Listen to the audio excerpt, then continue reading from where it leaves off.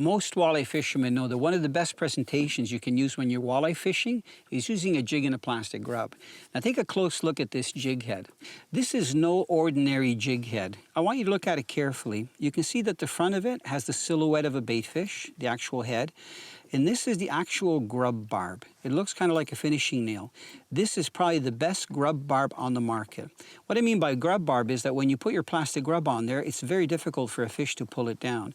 The other thing I want you to look at is how long this hook is, how far it goes back, and how heavy it is. This is a really strong stainless steel hook, so it's great even for the biggest walleye. Now today we did really well using these swim baits. This is a Lunker City, it's called a shaker, and the reason it's called a shaker because when it goes through the water, that tail action is from side to side, just like that.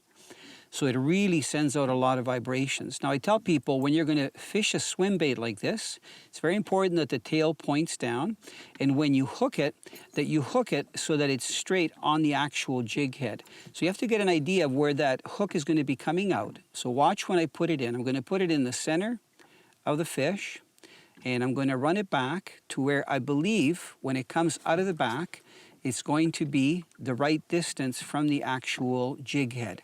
Now I'm going to push it in. Like I said earlier, this is one of the best grub barbs. When I push that tight, you can see that it's nice and tight to it. When I say straight, you can see that it doesn't have a bend in it. So it's pretty straight right down the middle. And it also has that profile of a bait fish. So this is one of the best plastic grubs and jig combination that you can use for walleye.